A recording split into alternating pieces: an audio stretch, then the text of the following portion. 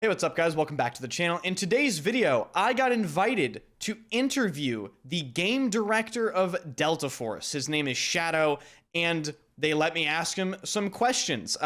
This isn't like one of those really scripted interviews. They did have me submit questions, but they let me ask really whatever I wanted to. I got to ask about aim assist. I got to ask about the gunplay. I got to ask about so many things that I don't think many other games would really let you ask about, especially when you're putting the game director on the spot. So it was really cool. But before we get into that, I want to shout out something really special that I'm announcing right now. You might notice I'm wearing a hoodie with my logo on it. That's right, I dropped new merch. My emphasis on this merch was to make things that are wearable, so you're not walking around wearing like really cringe gamer merch, but also very, very high quality. This hoodie is 13.5-ounce cotton. Very, very heavy, very high quality. Everything in the store, which I'll link in the description. It'll probably pop up on YouTube as well. You can go check out that store.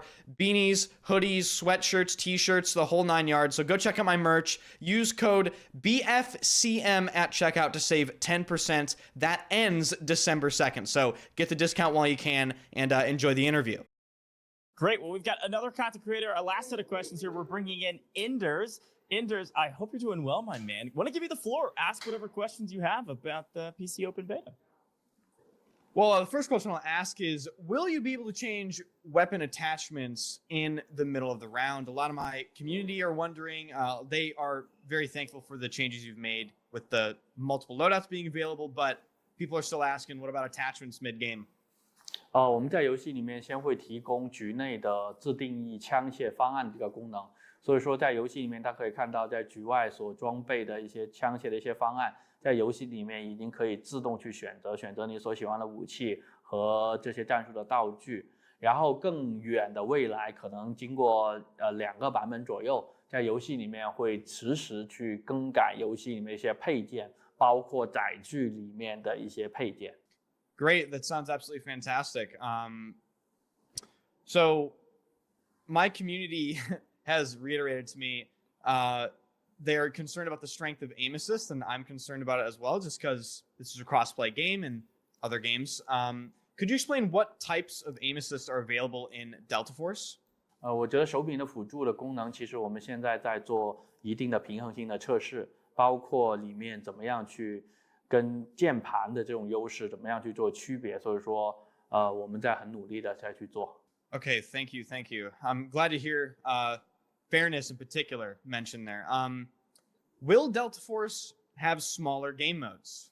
现在在上线的图里面，大家可以看到的是，无论是烽火地带、全面战场，我们都是以大图的形式提供给玩家。然后我们也想专注把这2个模式先认真的做好。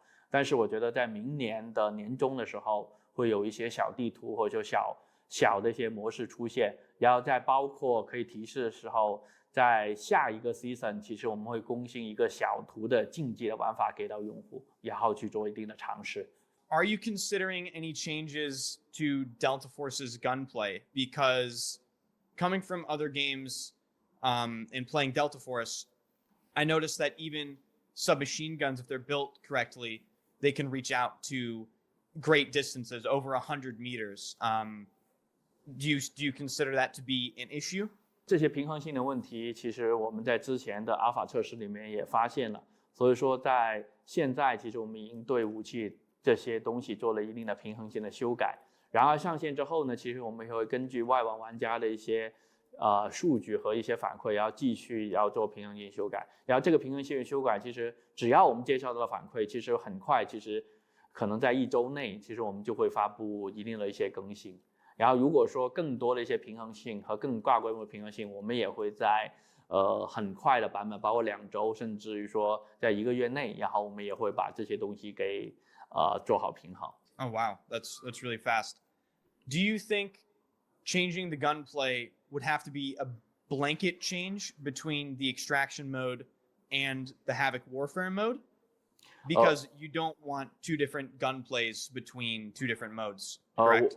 对，我觉得在我们最新的版本里面，这上面的游戏里面的很多参数，武器的参数跟 play 的参数都是不一样的，包括它的机动性，然后包括它武器的一些数值是不一样的，所以说希望大家在 Open Beta 版本里面多体验。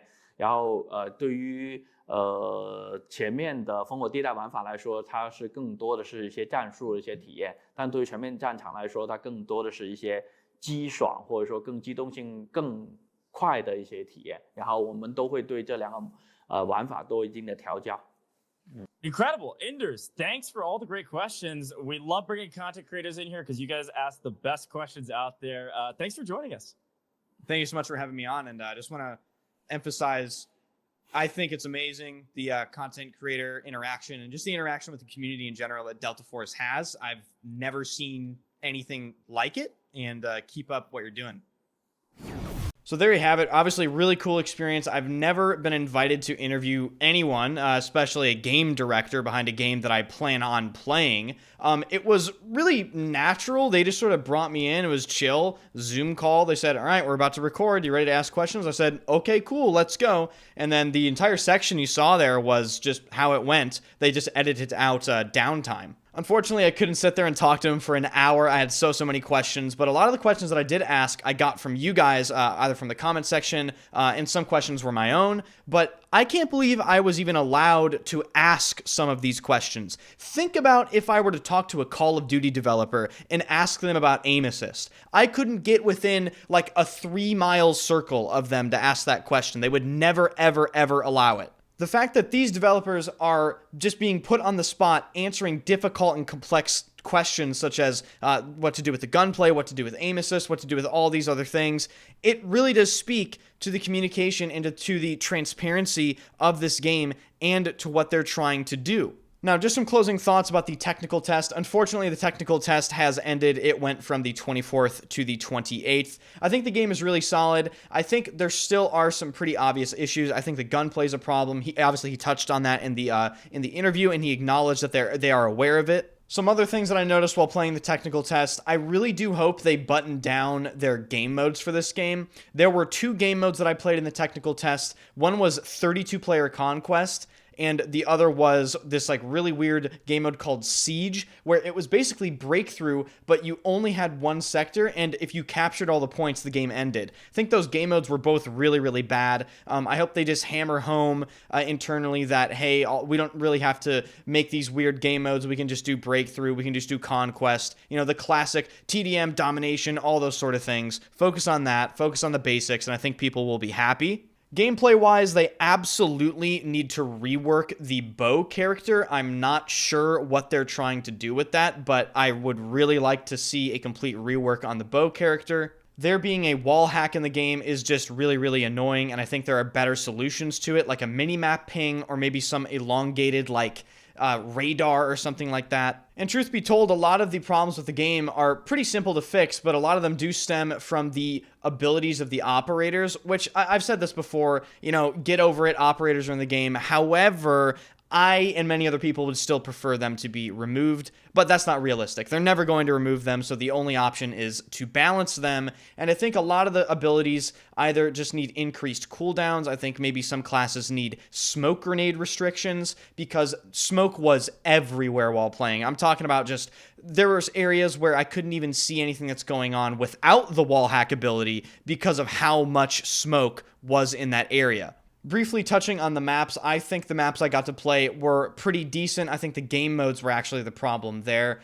Trench Lines I thought was a really good map. Visibility-wise, I could see how people have problems with visibility. I'm not entirely sure what they could do to that map to make it better. In fact, maybe it's not even a map thing. Maybe it's a Delta Force thing with visibility. The other maps I felt were decent. They're definitely not the best maps I've ever played in my entire life, but they're not the worst either. Touching on Shafted, which is that big underground tunnel map, I think the last sector on Breakthrough is absolutely brutal to play, like to the point where it just was not fun, and I was just contemplating leaving every time we got to that sector. It was just a complete and utter catastrophe. It felt impossible to take. Not really sure what they could do to solve that. And then the city map, I did not get much time to play on it. It was only featured in one game mode, I think, and I honestly wasn't a big fan of it. But again, maybe that was the game mode, which was this weird like attack defense thing with 3 points and the game ended instantly. Didn't really represent that map to the best of its ability.